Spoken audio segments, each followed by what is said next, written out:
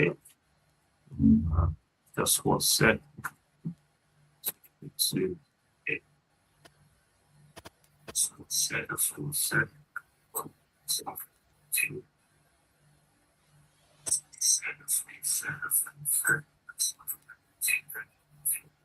All right. Yes. Can you hear me, sir? Yeah, I can. Thank you very much. I was just trying to look for the intro, but I couldn't see.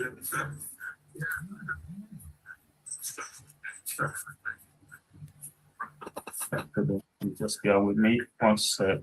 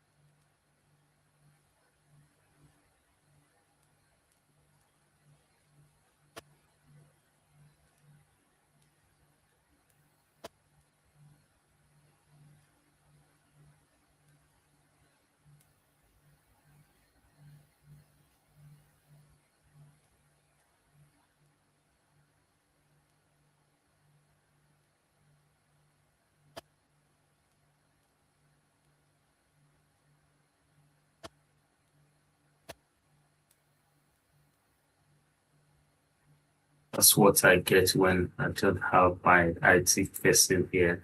But yes, good evening, everyone. We are set to go. I'm just trying to make sure that every system here is working.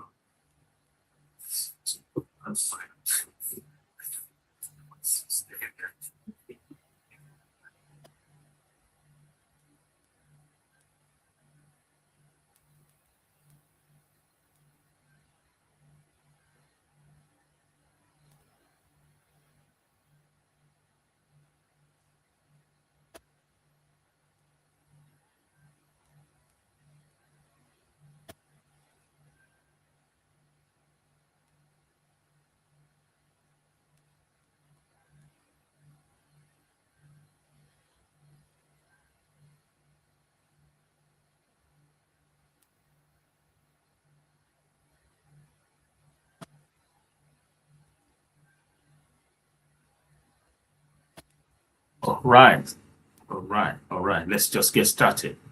So good afternoon, good evening, or good morning, viewers everywhere you may be joining us from. I want to especially welcome you to this masterclass, this hour, and greetings to everyone. We are honored to welcome our distinguished guest speaker, valued viewers and all participants joining us today. This masterclass again marks the beginning of an enriching learning journey this year, focused on developing practical skills, cultivating transformative mindset, and achieving meaningful impact.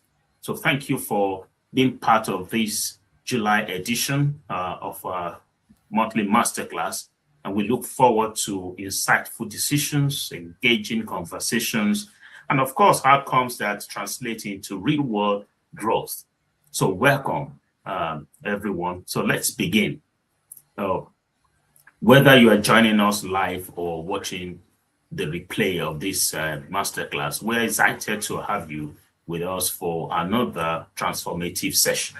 So please let us know where you are tuning in from, including your city and country. Very important that we have this and then we can acknowledge you as we will always do. So please feel free to let us know where you are joining in from, the city, and of course, the country. Thank you for doing that.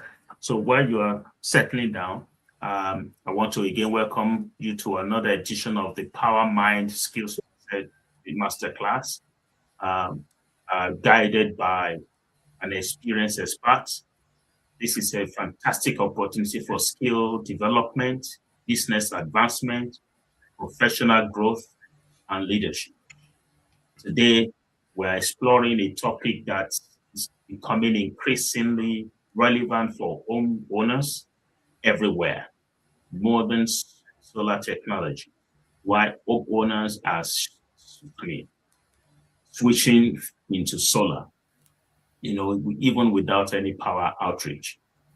For many people, solar panels used to be seen as a backup plant for unreliable electricity. Today, that perception has changed. Our homeowners now are turning to solar for reasons that go beyond keeping the light on.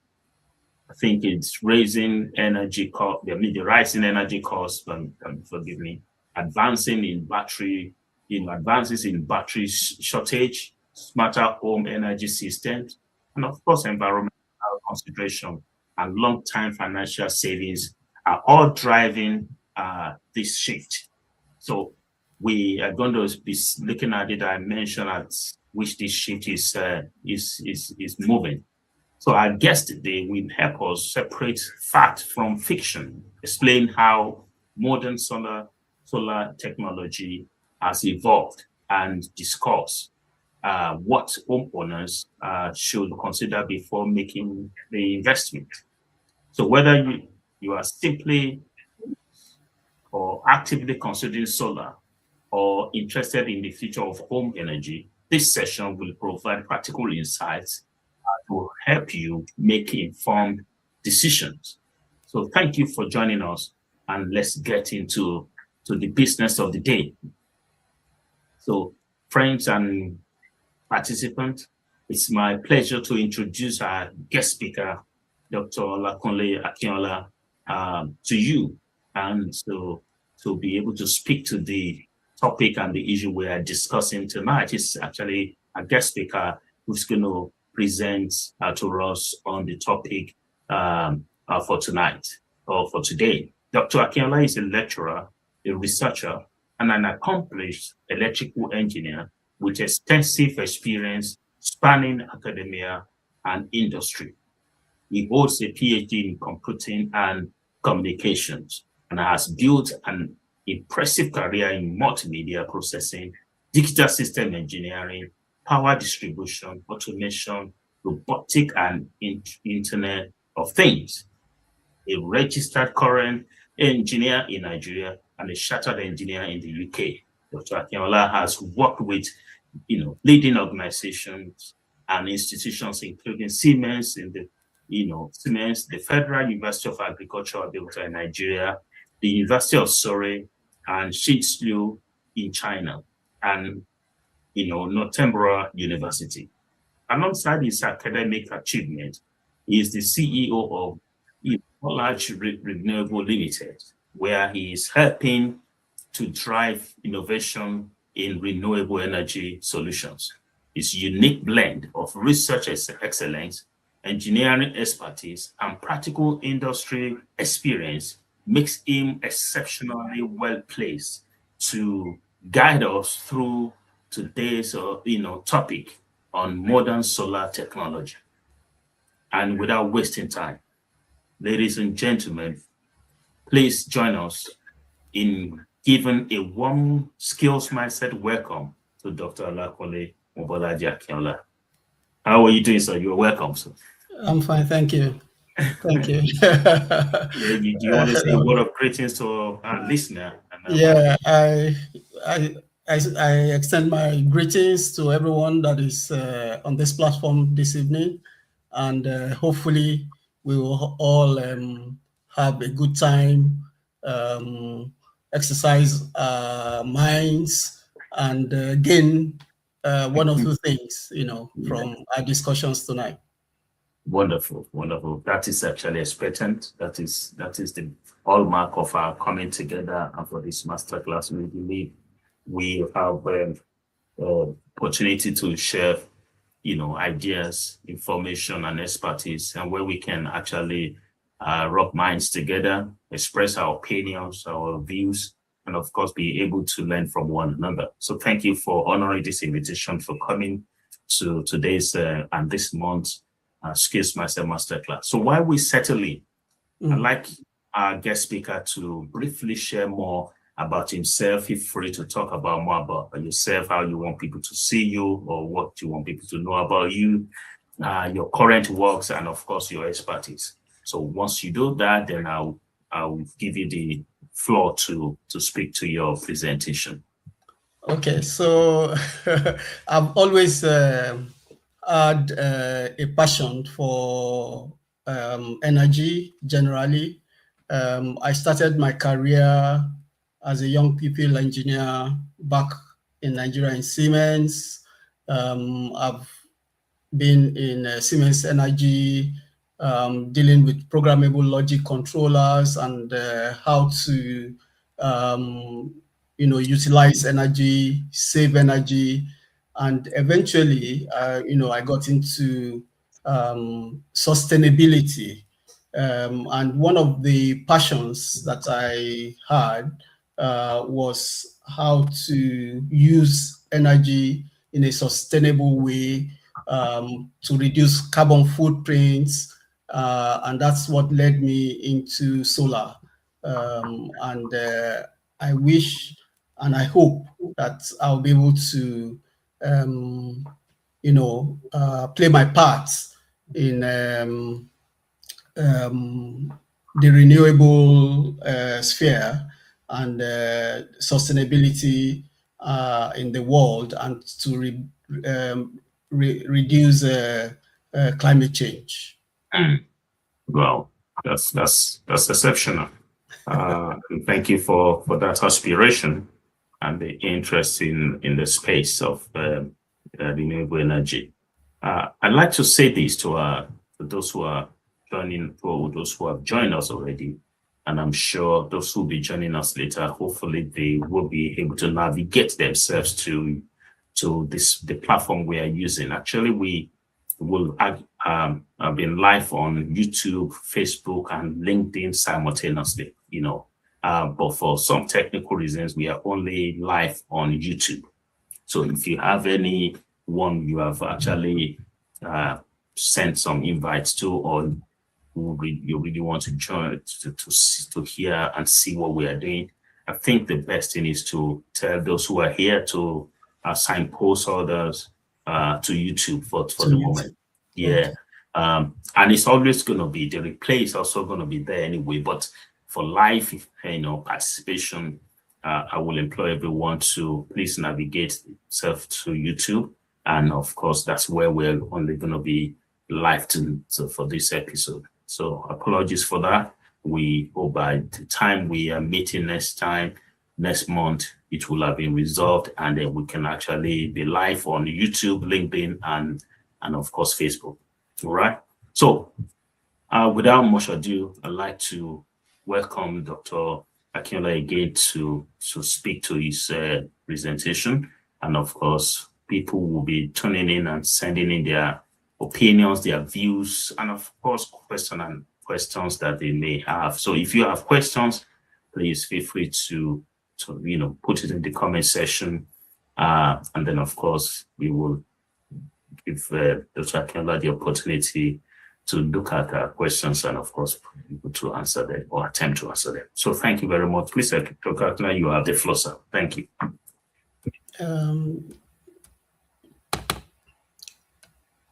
Okay, so yeah, so once again, I welcome you all to this evening session titled Modern Solar Technology, Why Homeowners Are Switching to Solar Even Without Power Outage.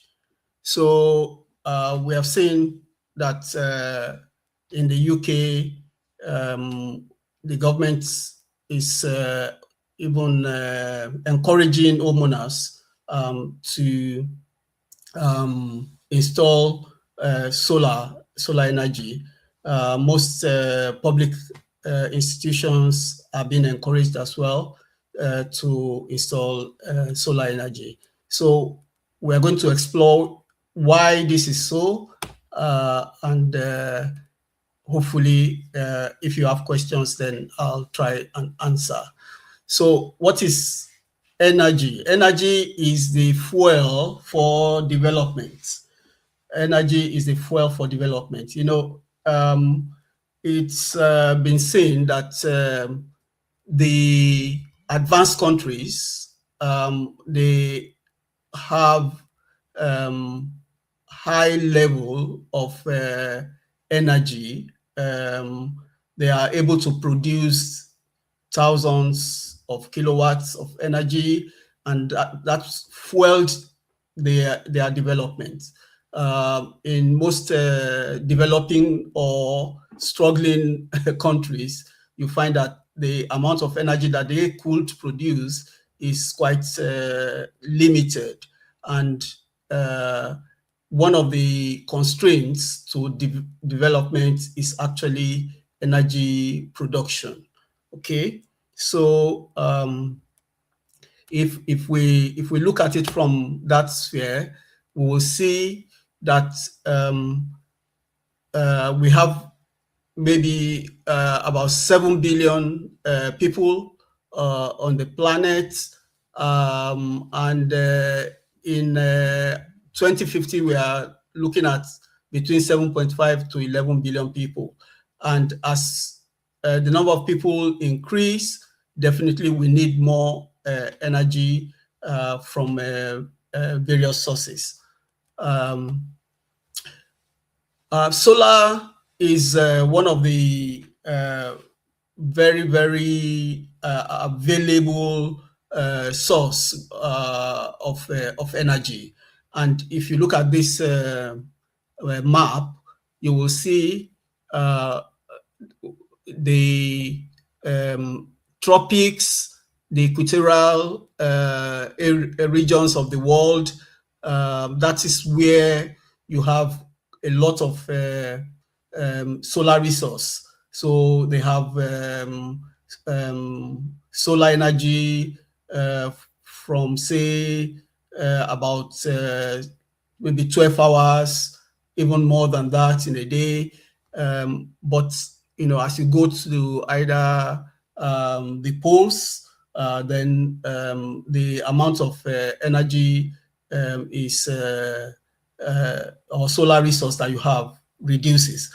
But one thing that I want us to see from this map is that actually you will see that most of the developing countries are actually those places where they have a lot of solar resource.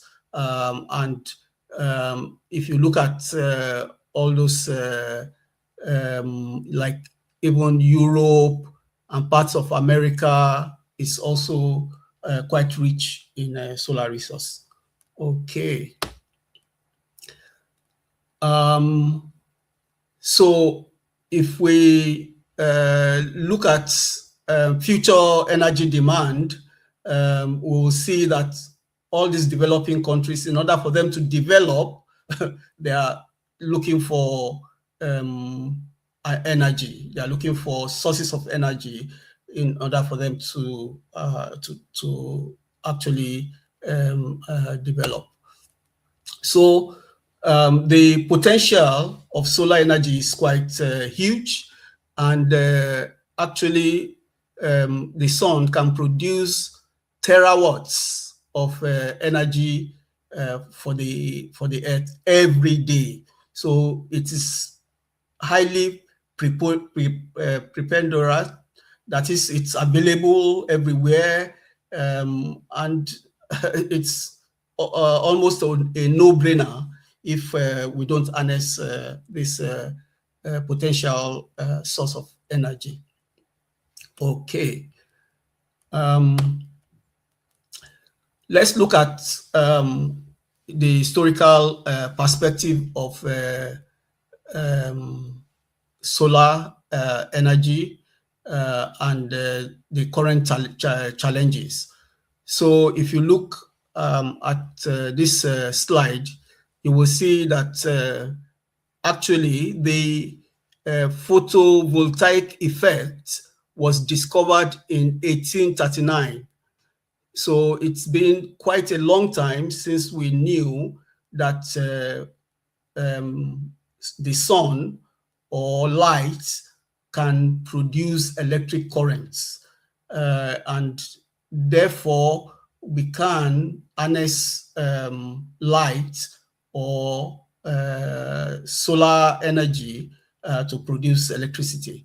So since 1839, so but because there are other sources of energy, easy sources of energy like coal, like fossil fuel, so we neglected solar energy and concentrated on the fossil fuels. But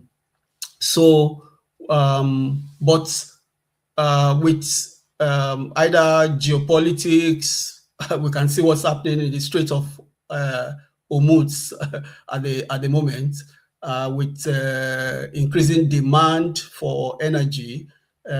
People began to turn to this photovoltaic effect, that is the solar power, and more experiments were performed in order for us to be able to access the energy from the sun.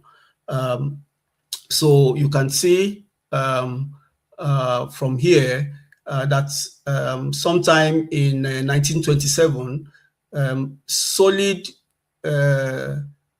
thick films, which are called photovoltaic devices, which are something similar to the solar panels that we have these days, began to appear.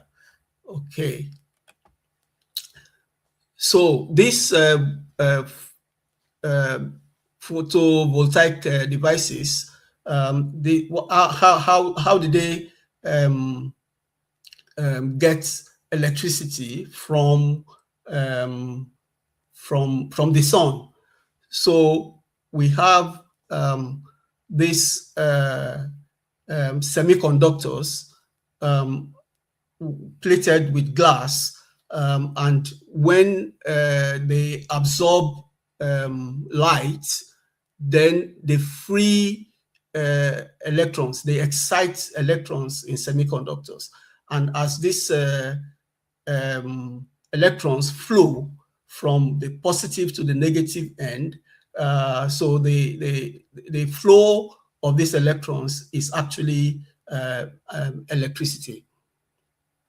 And one of the advantages of this is that there are no moving parts.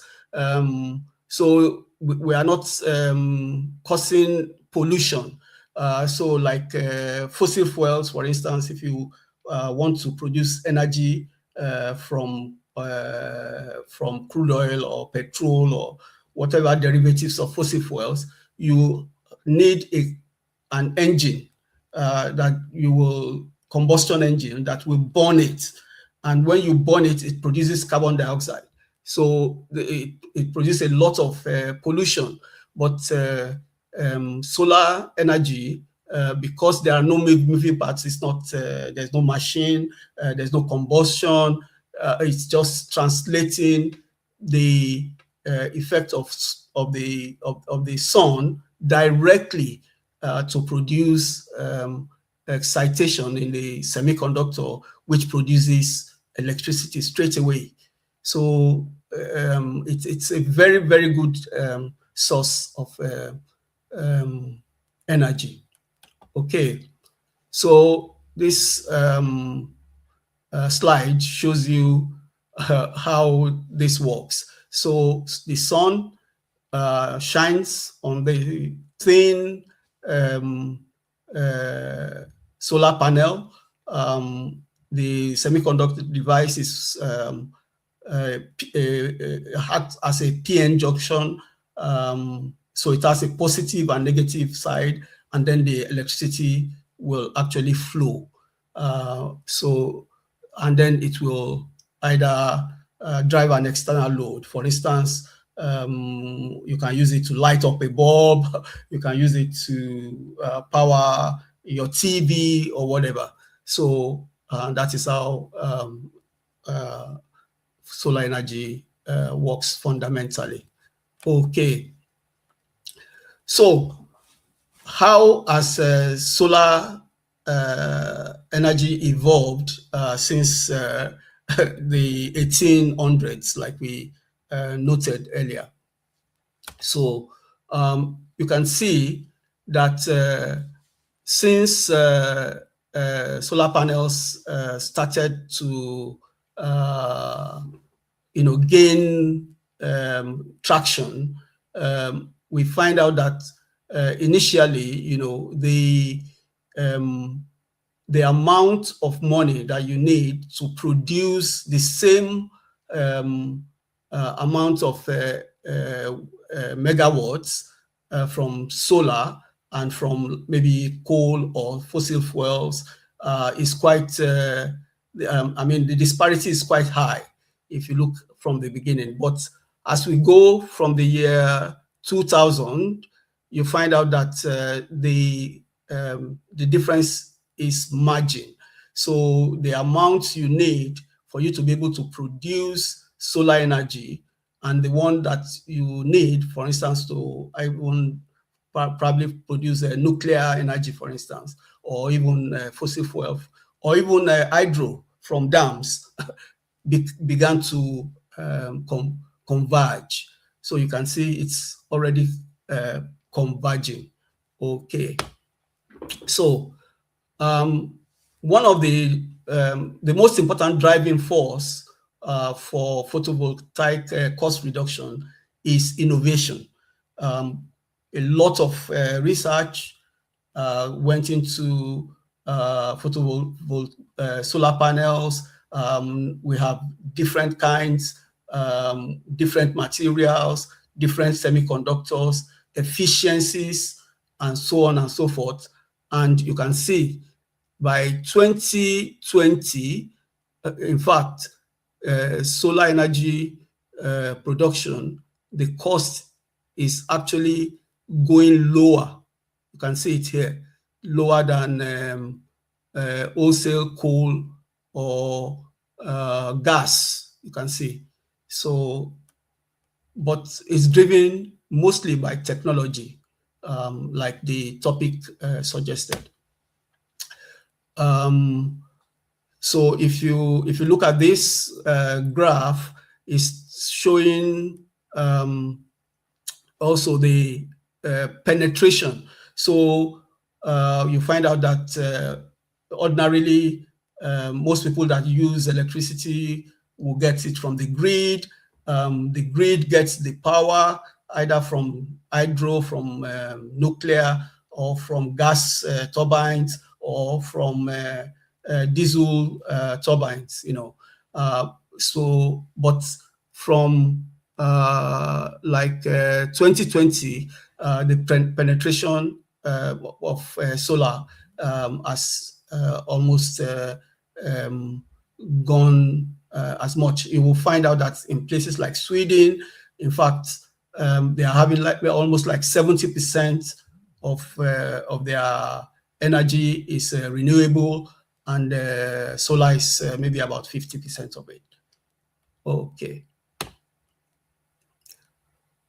I think we should move a bit faster. Okay, so we can categorize solar energy into solar that is translated to electricity, solar that is translated to heat, and solar that is translated to fuels. Okay. Also, new orientation and tracking of solar panels enables you to have a double-sided solar panel, and then you can actually track or rotate the solar panel so that it can face the azimuth angle to exactly where the sun is shining the most, so that you can optimize the amount of electricity that the solar panels are producing. Okay.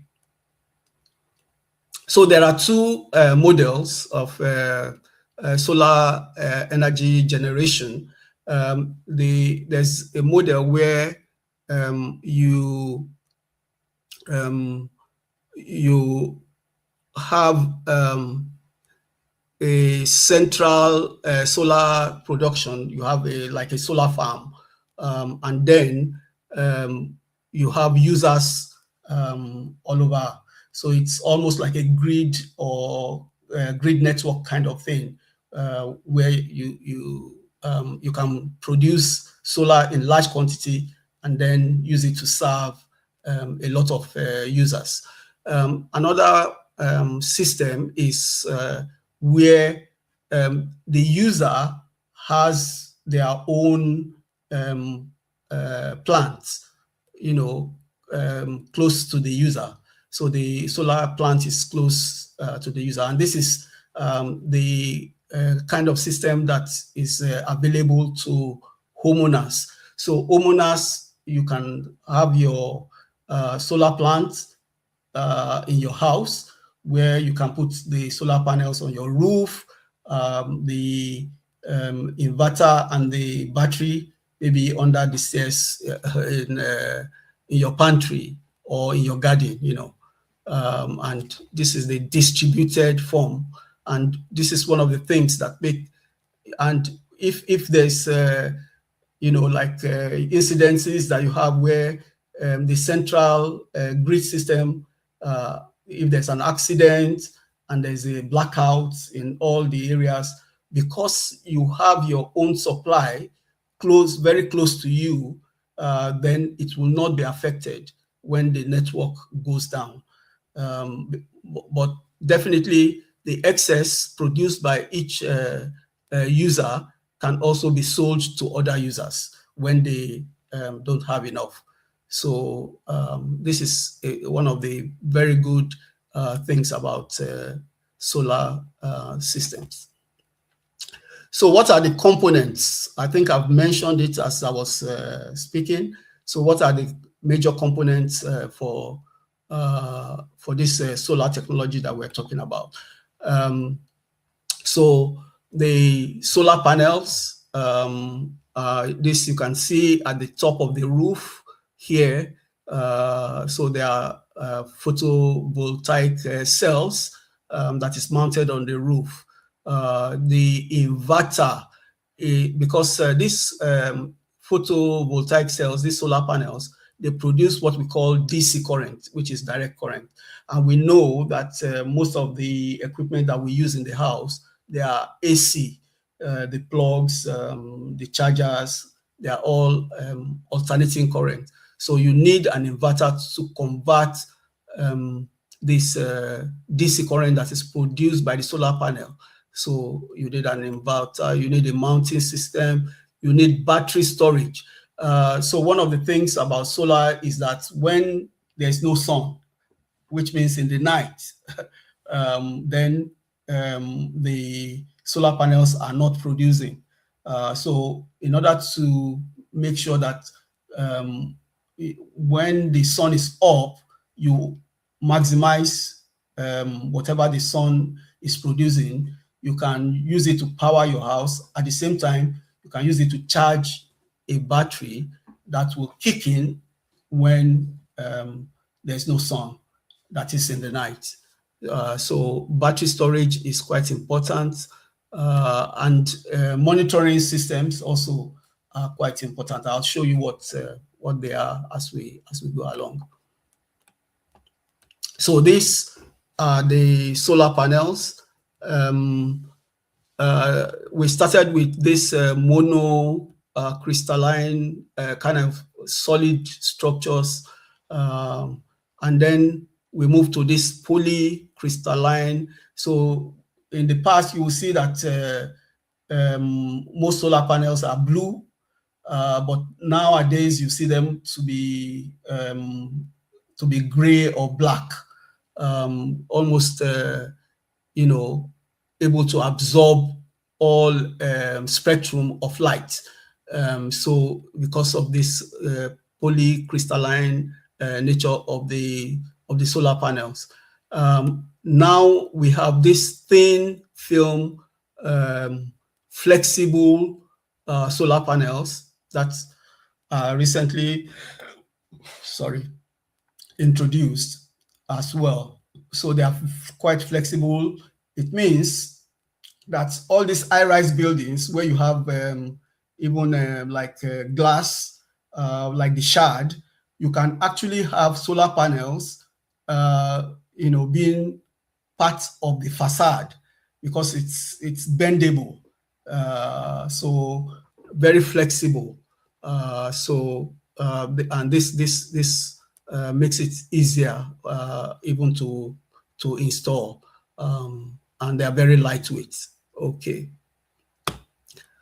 So you can see that the conversion efficiency also, that's the amount of output electricity that you get from the sun.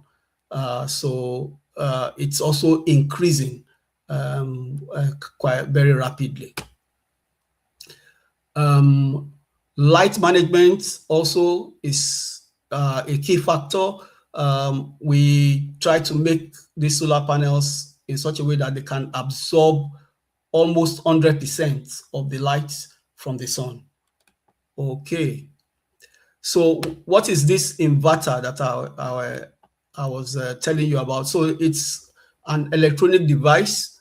The purpose and function is for it to convert this direct current that is being produced by the solar panels to the alternating current that your equipment in the house uses. Okay, so they are very, very important. Without the inverters, I mean, there are quite a few utilities that use batteries, that use direct current, that can directly use the energy from the solar panel, but most utilities in the house, fridges, fans, TV, they run on alternating current. So in order for you to be able to use that electricity produced by solar panels, you need inverters. So this is an example of an inverter. It's an electronic device. Okay. So you can see here, it's usually enclosed in some kind of panel. You won't be able to see all those electronics if you buy an inverter, okay? But it can have some kind of a LED in front that glows and shows you that it's an electronic circuit, okay? Okay, the battery. So the battery is also very important. The battery is used to store the energy that is produced by the solar panels. So what it does is that it stores this energy, and when the solar panels are not producing because it is night or because the amount of sun has gone down, maybe there's a cloud cover, it will kick in and then it will supply you energy. Okay. So we have quite a range of batteries. Okay, so we have lead acid batteries, we have flow batteries, and then we have lithium ion batteries. So these lithium batteries are probably the most efficient and the most popular, but the drawback is that lithium is quite rare and it has to be mined, and in the places where they find them are usually these war zones in DR Congo, in Somalia, or you know, all those places where you have rare earth metals. Okay, so I've tried here to compare the different kinds of batteries, and I've shown here that lithium batteries are probably the best. They are maintenance free. They can be installed upright. It does not emit gases, so you can have it in the house. So it's probably, like I said, the best kind of storage system that you should be looking out for. So the monitoring system, it's also some kind of electronic device, and it helps you to have like a network and to see you can see exactly what your panels are producing, how much battery is being charged, how much you are using, and if you are producing more than you can use, you can also sell to the grid. And that's the grid will also pay you, the amount of energy that you are selling to the grid. For instance, I have here, because in my house here, I have a solar panel plant, and I have my monitoring system, which is Foxcloud. I'm not sure if you can see it, but it's showing me that I have 96% of my battery. My solar panels is producing about 12 watts of electricity because the sun is already going down. Interesting. Okay, so we're getting towards the end. Let's also look at carbon dioxide, energy, and climate change. So for over 600,000 years, there's been a strong correlation between greenhouse gases and global temperature rise.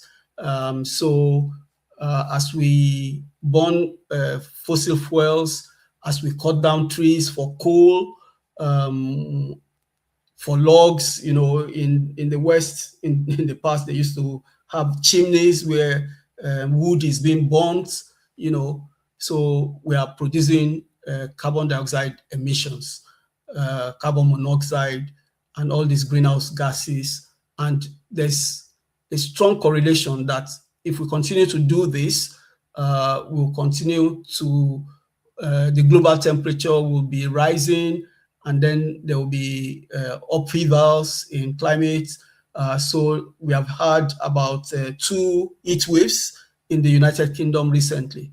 So all this we can mitigate if we switch to renewable sources of energy, where we don't have to use combustion at all, or even where we don't have to cut down trees or use fossil fuels.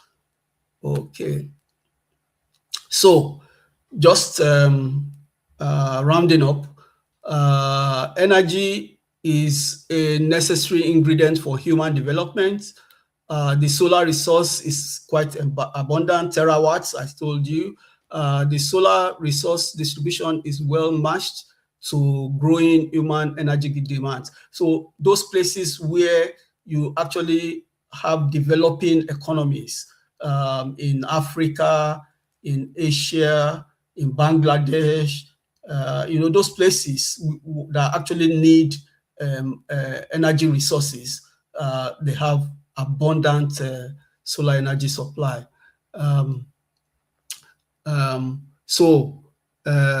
Solar is renewable, is low carbon energy source than fossil fuels. So how solar?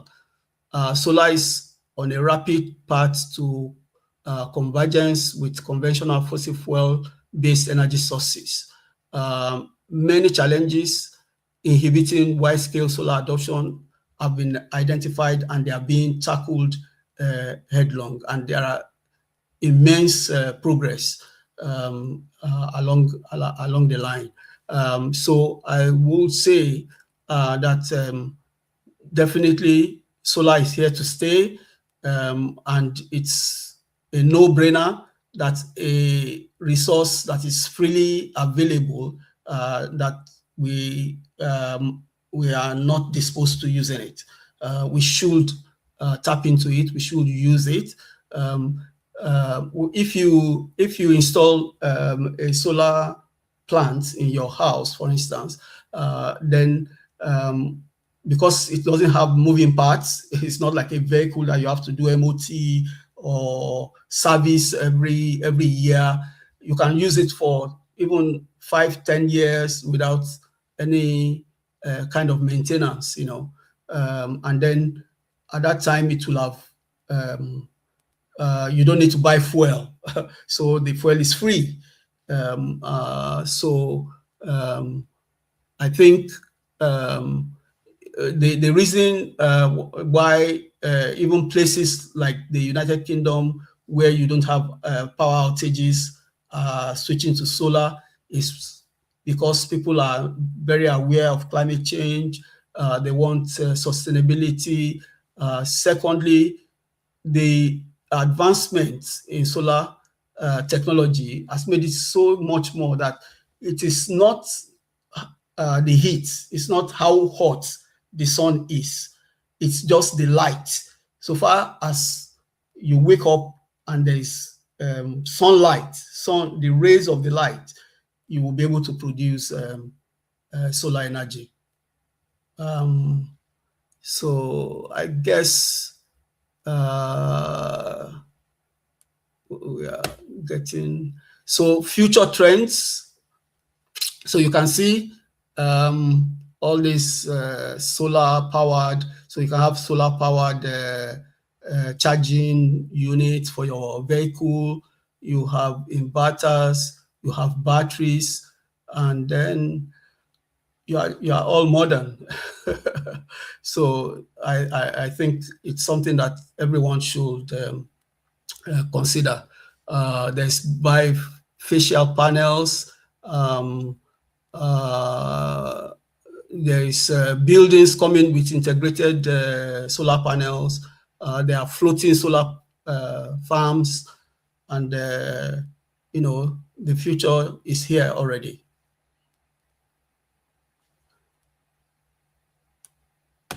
Thank you. Oh yeah! Wow! Thank you, thank you, thank you so much, Dr. Akinola, for that presentation.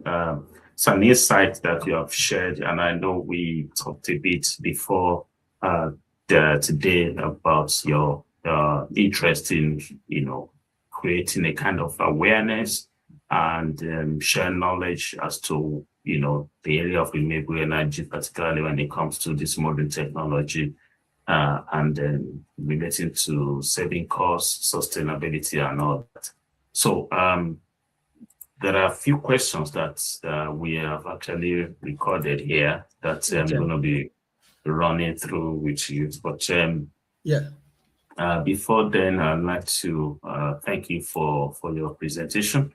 Want to acknowledge that yes, you've done well in terms of knowledge sharing and time you have devoted into doing this. It's a commitment that we appreciate. Thank you so much for that. There are people joining us. Like I said, we are only live on YouTube today. We wouldn't be able to go live on Facebook and LinkedIn. So please, if you know people who are already interested in this topic and want to share or want to learn, please just direct them to join us on YouTube only. All right. Thank you for that. So there are questions here, and then let's take it one at a time.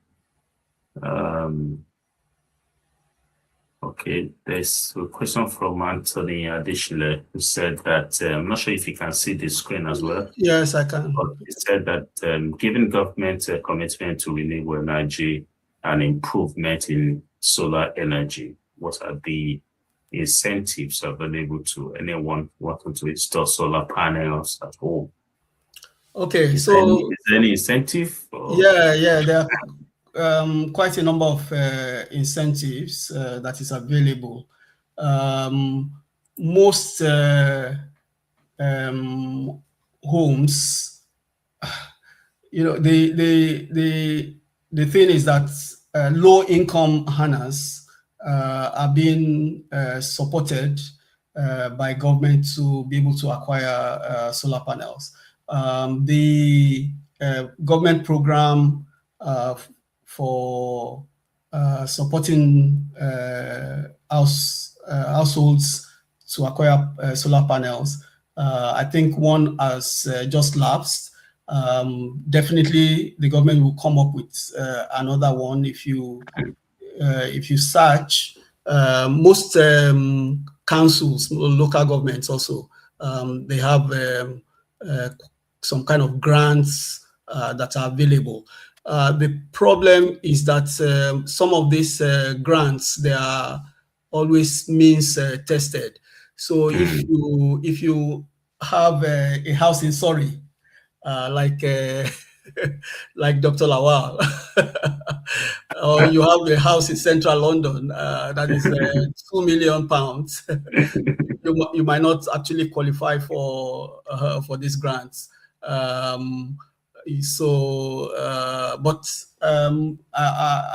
I think we can always try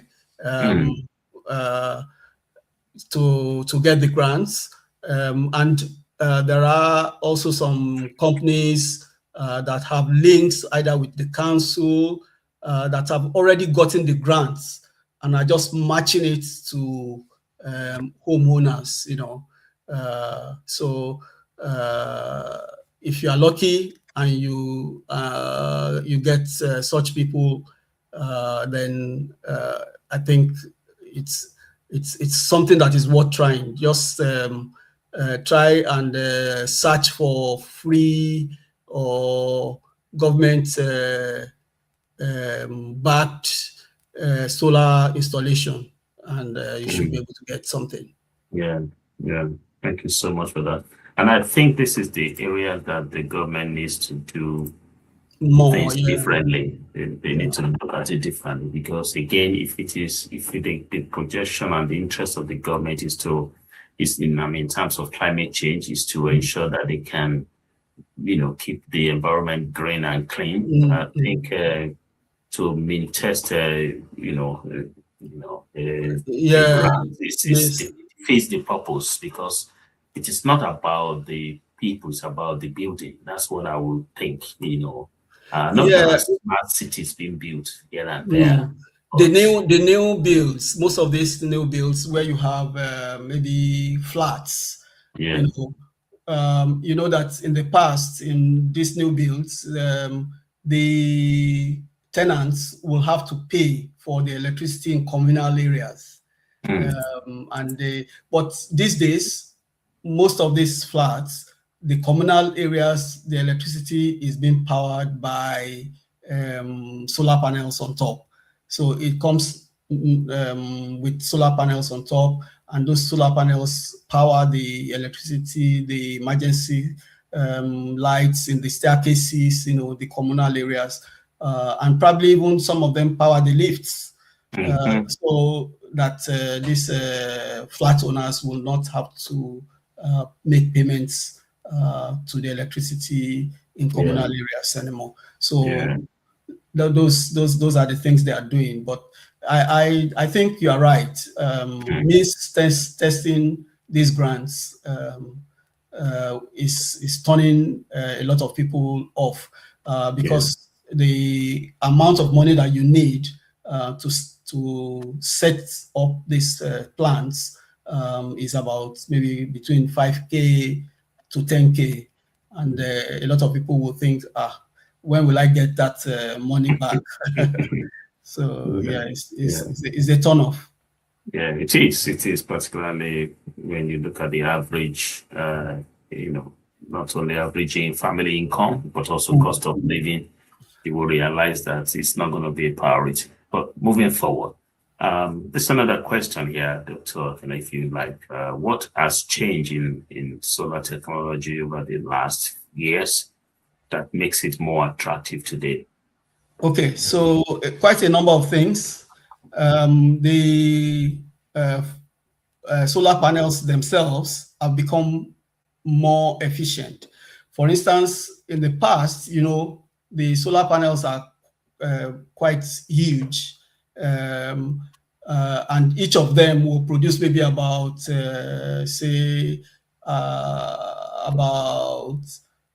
maybe 200 watts, 150 watts. But these modern solar panels that I was talking about, that are at least those ones that are like black, you can see that they will produce, some of them will produce half a kilowatt. One single panel will produce half a kilowatt, that's 500 watts, or even 600 watts. So by the time you have maybe 6 of them, you're already producing 3 kilowatts of energy.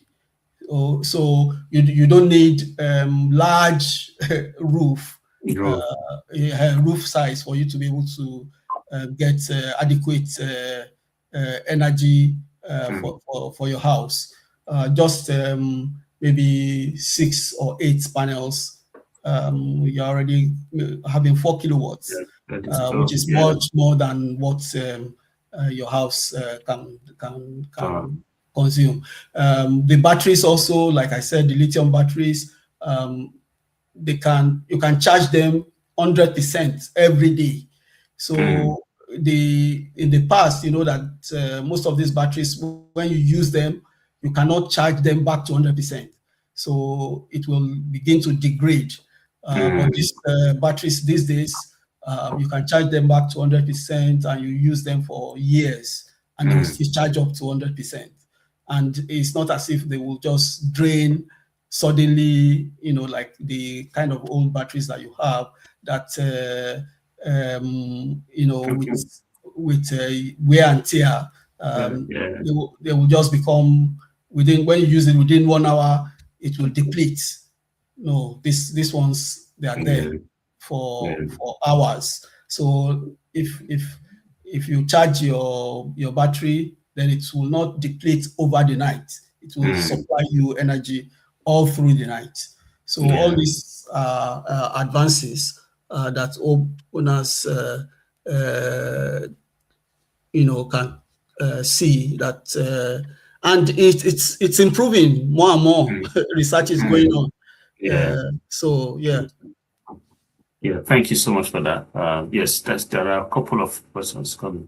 So this another one is that how long does it typically take for a homeowner to recover the cost of it? I think it's a concern you have actually raised in terms of cost of installation.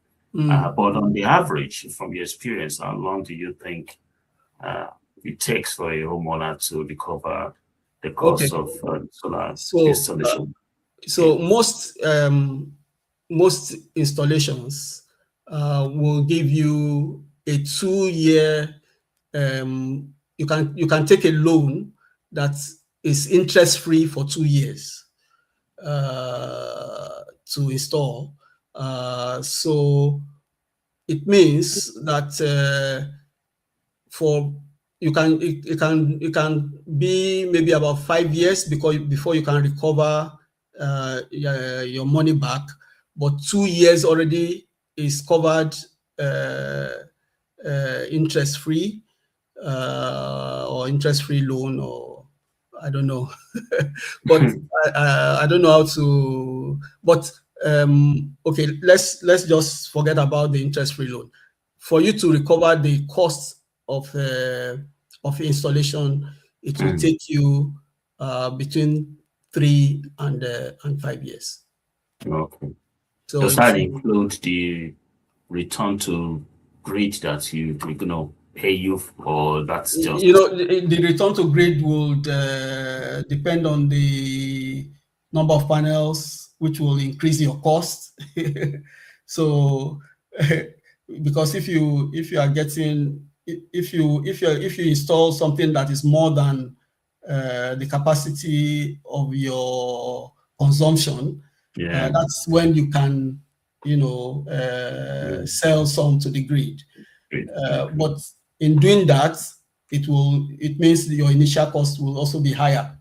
And then for you to recoup the money will come back to the same, almost the same thing. I think reasonably it will still take about 3 to 5 years to recoup your money. That's interesting to note. This is another very interesting question, particularly now that we're talking about AI everywhere. What role does AI or smart home technology play in managing solar energy? Okay, so the smart home is one of the things that is making even this solar to be quite efficient. Okay, so I can if you have a smart home, then you would know that if some of the, for instance, if some of the lights in my house is still on, I will see what I'm consuming, and then I will know that, oh, there's something wrong. Is maybe the microwave is on, or some bulbs are on, and then I can switch them off. So it makes your house even much more sensitive. So with the advent of intelligent systems, Internet of Things, AI, you can manage power supply better.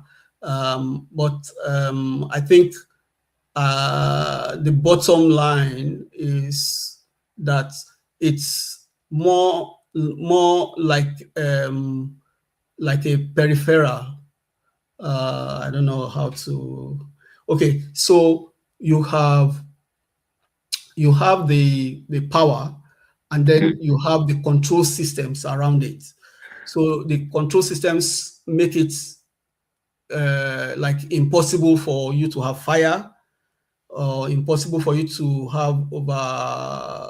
draw too much current from your battery, for instance. So because some of the things that cause some of these solar installations or systems to suddenly the battery to suddenly explode, or is when you draw too much current beyond the capacity of the battery, it becomes hot. So all this can now be intelligently monitored, such that if you are going over those limits, it can be switched off. And then it makes this span of the battery, and it makes it safer as well. Yeah, it's good. Okay. That's a good one.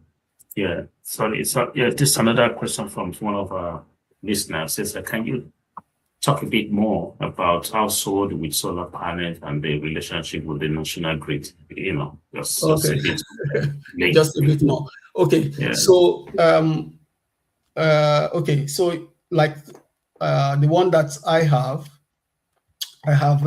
actually have 8 panels on my roof. That means I can get up to 4 kilowatts. Usually by say around 12 noon, my battery is 100% charged.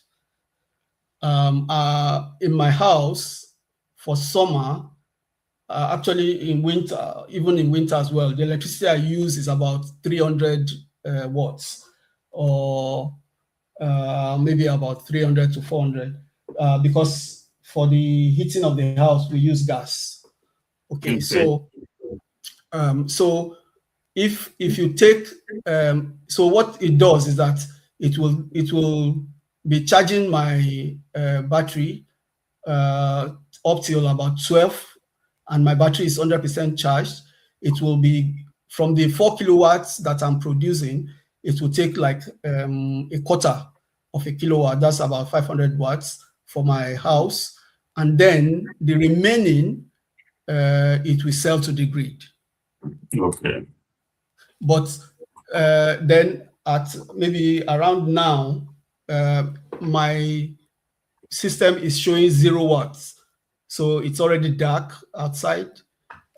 So these panels are not producing anymore. So it has switched on to the battery. So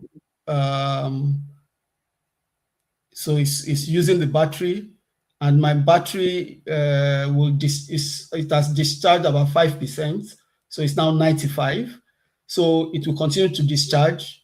I've also set it to a point where my battery will discharge to 20%, not lower. Okay. So this is just to keep the battery life longer. So every month, I usually get about 25 pounds. The summer just started, so I get, maybe as the summer progresses, maybe I'll get a bit more. But the point is that they are not paying you as much as they are selling. So they pay you less. So I get about 25 pounds a month. Then from the summer months, I've seen that my usually I pay about 150 pounds for electricity, but now I'm paying about 100 pounds. So I get 25 pounds from exporting to the grid. I'm saving almost about 50 pounds, 75 pounds, from my bill. So I think I'm saving about, say, 100 pounds every month. That's a good business, isn't it? But mind you, I've spent about 12,000 pounds to install it. So how many months will it now take me for me to be able to recoup my? I know. These are the things that this is where economics comes in. This is why you have to weigh your investment. But also, I mean, we should be thinking also what we are doing for the environment. Yeah. We are helping the environment, reducing our carbon footprint, and so on and so forth. Yeah, which is good. And you know that there's something the government has introduced. If you want to like rent out or sell your property, you have to have EPC. Yes. So this solar will increase the energy of your efficiency, of your building as well. Lovely. So lovely. That's good. Yeah, I know there are benefits to it. But again, yes, moving on to it. I believe that answers the question. You provided answers to the question that Anthony asked. So can solar still be worldwide? I think this is a very good one as well. For those who are considering, there are some areas it's a bit cloudy in terms of weather. Yeah. So especially up north, maybe in Scotland. A light, yes, hour. So you have lower. From the efficiency of this. So, like I said, it's solar as so advanced that it's not heat, it's just light. So far as some light is passing through, of course, the cloud will reflect back, some light, wavelength of light back, but definitely there are also some additional devices that you can add. They call them concentrators. So this helps for very little amount of sunlight, you can get high yield of solar power. So it helps. Some people are telling me that even like this time, I can still see a bit of sunlight, and my solar panels are not producing any energy anymore. But with those additional investments, some people are saying I could still be getting or producing energy even at this time. So I normally, I mean, if you think you are in a cloudy area where the weather is cloudy all the time, usually when they are making a quote for you, they need to simulate how much energy you are able to get. So there are all these simulators, and they are automatic. So they will be able to, and even if you go online, you'll be able to find out how much energy. But I think it's still worthwhile. I don't think there's anywhere in the UK where people are not installing solar. Yeah, the only thing I know about, because in fairness to what you've said, I've actually had about one or two consultants, visiting us at home, trying to do a bit of a survey. And then on that 2 occasions, they said, in fact, the first one came around and said the position of the roof will not, they will not give you adequate. Will not be suitable for installation, and because the roof is not facing a particular direction and all that. But the other person wouldn't even come if they've advanced. They just ask for the postcode, and then they can see your roof, from wherever they are, and they tell you not at this time. So anyway, maybe that has changed because of technology and advancements. Sure. But that was in those days, and I'm talking about maybe 7-8 years ago.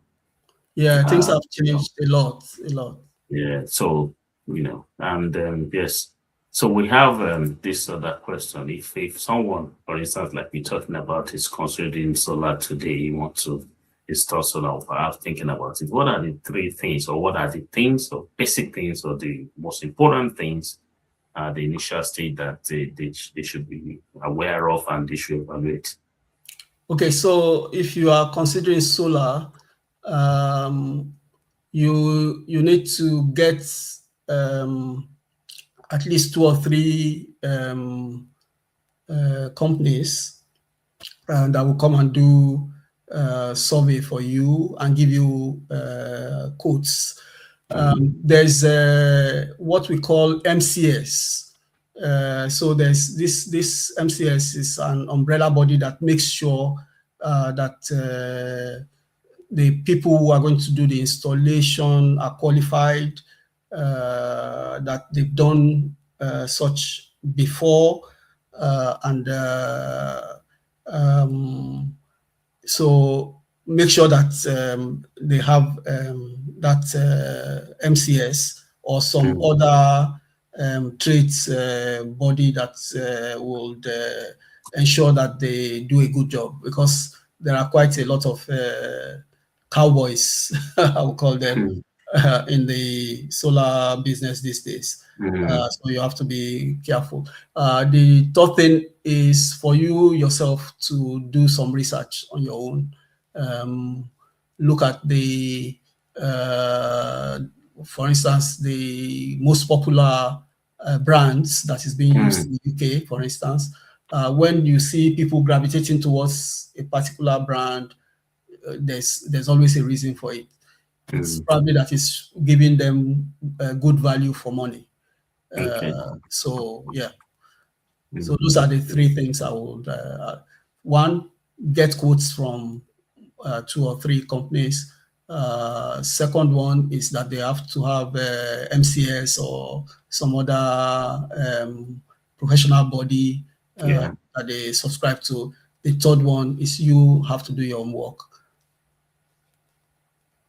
Okay, thank you for that.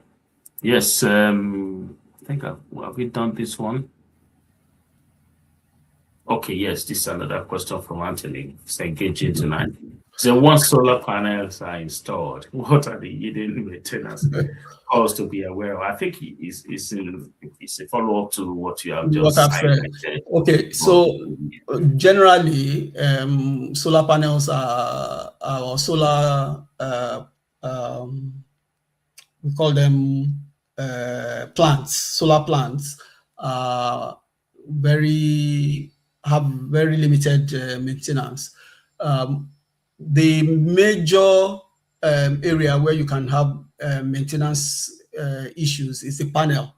They are on the roof, and if you are in an area where there's a lot of dust, so the dust can cover the panel, and then the amount of energy that you can produce can reduce. So you will need either to hose the panels down with just wash it with water, maybe once in a few months. If the area where you are is quite dusty. But most areas in the UK, you have roads that are paved. So I don't see, and for instance, if there are occasional rainfall, that occasional rainfall will also wash away whatever debris or dust.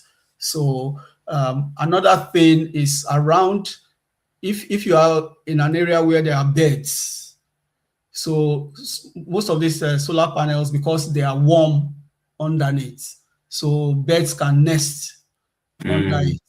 But there's a new kind of guardrail that people install around, and it's not expensive. I think about £100 or something.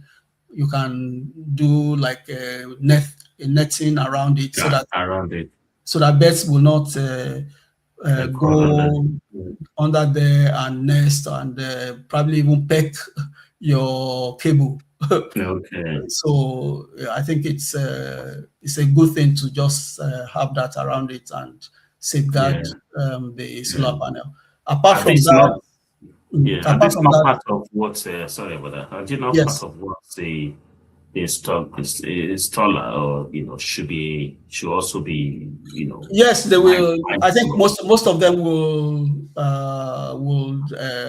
inform you about the possibility of, especially because if you do it when they are putting up the panels, it's even costless because the roofers will be there and then they will just do it at the same time. So I think most installers will actually tell you that, give you that option. Okay. But it's always good for us to know, so that we can, even if we get somebody that is installing for us and is not offering us that option, we can also ask them. Lovely. Thank you so much. I know you have attempted, you mentioned this during your presentation in terms of when you were showing us different batteries and their efficiencies and their cost as well. But yes, Anthony wants to know a bit more about the battery life in relation to cost. You have anything to briefly say on that? Yeah. Like I said, lithium batteries are the best. They are good for long term. I don't know if Anthony, if you do a little bit of physics, there's something called hysteresis curves. So when you use something, or like elasticity, when you draw like a rubber band and then you release it, draw it, release it, you find that after some time it becomes slack. Yeah. Because it doesn't go back to the original. So these are the things that happens to batteries, so that over time they lose both their ability to store energy and to release it gradually. So they will just maybe, like in Nigeria, they use these batteries, these large, long batteries for Yeah. trailer, for the trailer. Trucks. Yeah. Yeah, they call it tubular or something like that. So, but the problem is that it doesn't. It needs it needs maintenance. After some time, they will need to remove Yeah. the Some of the cells. the cells and reinstall it and put another new acid or whatever, or water. So, but for lithium, it doesn't have water, and those batteries, they bubble. You can see them bubbling because of the liquid or acid. It will be bubbling and producing some gas. So they would advise you not to put those kind of batteries inside your house. But lithium batteries, they don't produce any gas. They last for a long time without dipping. So I think they give you the best value for money in terms of battery storage. Wow. Thank you so much for that. Yeah. And I think your slide actually explains depth of that. So, yeah, thank you for throwing more light on that. So how do you see residential energy changing over the next decade? We see how it's changed in the last past years. So where are we going? I think definitely we're going to be relying less on the grid. In fact,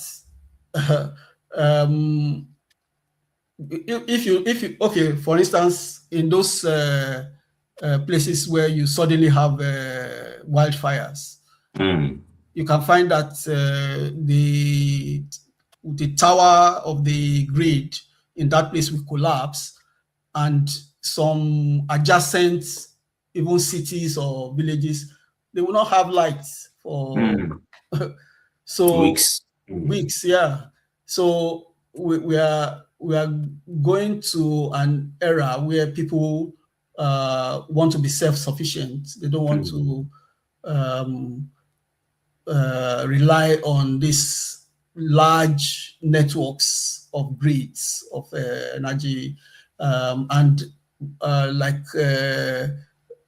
most of this renewable energy, for you to have large quantities that you can transmit over grid is almost impossible. So it's better for you to have smaller versions. I've seen there's a company in Netherlands that produce this hydro.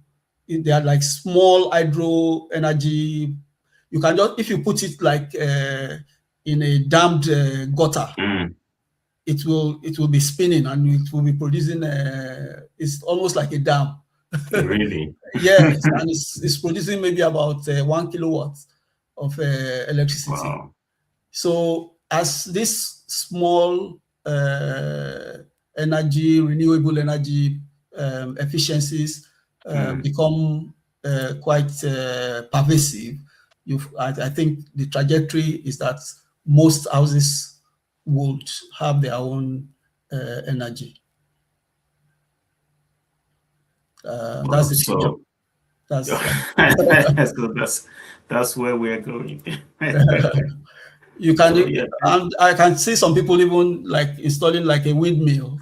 Like we go back to the days where you have a windmill, and there are very efficient windmills. You just put one in your compound and you are energy sufficient. Interesting. Thank you so much. I'm not sure we get any other question or comments or contributions. But thank you so much, Dr. Thank you for having me. And your expertise. We're so glad that you are here, and I'm sure that our listeners will have some takeaways, from this masterclass. Please, for instance, gain clear understanding of what or why solar adoption is growing, even in areas with reliable electricity. So it's not necessarily it's not necessarily substitute or alternative. It's just a way of making it more efficient, and then it's mainstream now. Mainstream. Yeah.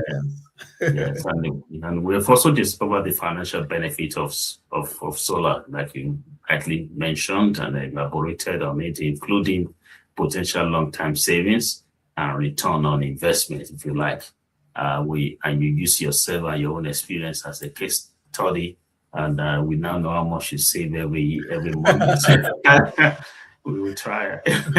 So also identify common myths and misconception about residential solar, and good enough, Anthony, engage you with some questions about residential solar and what people need to be aware of, what questions to ask, and is there any hidden cost, and what is the advantage of that to in an household and all that, impacting on their income and their expenses. So but another takeaway is that we get an understanding of the key factors to evaluate before installing a solar system. It talks about how you want us to engage with the installer, questions to ask them, homework to be done, things we need to put in place, and of course, professional registration by the installer as well. Yes, and also things that can do to help us. So gain confidence in asking the right questions when comparing solar providers. But Akinola, I'm going to say this before you go. If every homeowner could understand just one thing about solar before making a decision, if there's anything they should understand before making a decision, solar decision, what would you want that thing to be? Well, I think they should see something like this masterclass. They should. The one thing about the future is that the future is knowledge driven. If you don't know, you don't know. So knowledge is power. Many decisions that we make out of ignorance, and we are not making the right and best decisions for ourselves and for our households and for our families, all because we don't have the right knowledge. So I want them to, educate themselves, get more insight, and then so that when they are, making these decisions, they will make it from a point of knowledge. Thank you so much. That's powerful. Thank you for that. But quickly, I got two from our person. I'd like to mention it, even if we have talked about that before. Just in a brief note, we are going to close in a minute. You said you mentioned windmills, sorry, and solar panels and windmills were widely considered at the beginning when carbon trust and energy savings trusts were set up in the early 2000s. What has changed from that time? Okay, so solar has overtaken windmills. And the main reason for solar overtaking windmills is maintenance.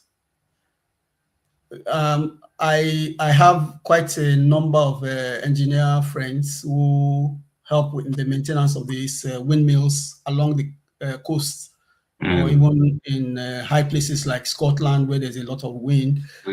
You find out that those blades are very, very fragile.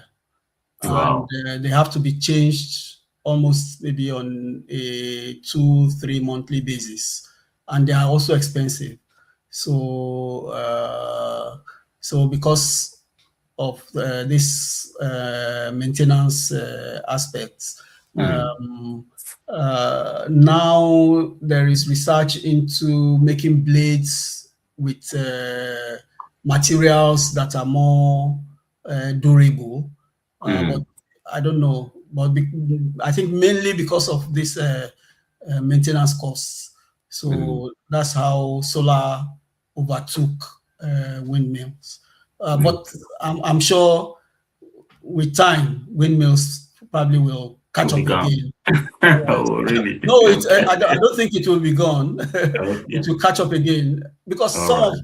of those that reason is more because of lack of research. So I there's get you. always there is always politics in research as well. So when people are not pumping money into the research of Research. certain things, then those things will not they will not be Mm. available. Yeah. So solar became like something that everybody's researching on, or is Mm. so that's why it progressed quite rapidly. Mm. But yeah, I think with a bit more research into the different materials that you can use, lightweight materials that you can use for windmills, that will also Mm. be durable and then will reduce the maintenance costs, then most likely windmills can also probably compete in the future. Wow. Thank you so much for that. That's very interesting. Thank you. Thank you. Thank you. Yes, I think I don't know, let me check if we have question from any of our, I don't think there's another question here. If there is, I will still be able to say that. So, Dr. Akinola, thank you so much. I'm not sure if Thank you. have anything else to say. Otherwise, I just want to thank you very much Thank you for having me. for being for this is the first time here on the SkillsMindset Masterclass, and it's been wonderful. It's been excellent in terms of knowledge sharing and the time you have taken to give us this nuggets and expertise. Thank you so much. We hope when we ask you to come on board again, you'll be glad to do that. So so as we wrap up today's masterclass, I hope one message stands out. Modern, solar technology is no longer just about preparing for power outages. It's about making smarter, more sustainable, and more cost-effective choices for the future. And I hope I'm right on that. So we've Yes, heard sir. that the decision to get solar isn't simply a technology decision. It's a lifetime and financial decision that can deliver benefit for years to come. So the key is to stay informed, ask the right questions, like you said, and choose solutions that genuinely meet your needs. So a sincere thank you to our great and guest speaker for sharing their expertise and practical insight, and to everyone who joined us today for your thoughtful participation. We want to appreciate you and we want to thank you. So at SkillsMindset, we are committed to bringing you conversations that empower you with knowledge and you can apply in the real life, real world. We look forward to welcoming you to our next masterclass. So if you have any question, comment, or inquiries, please visit our website at www.skillsmindset.com and leave us a message. One of our team members will reach out to you.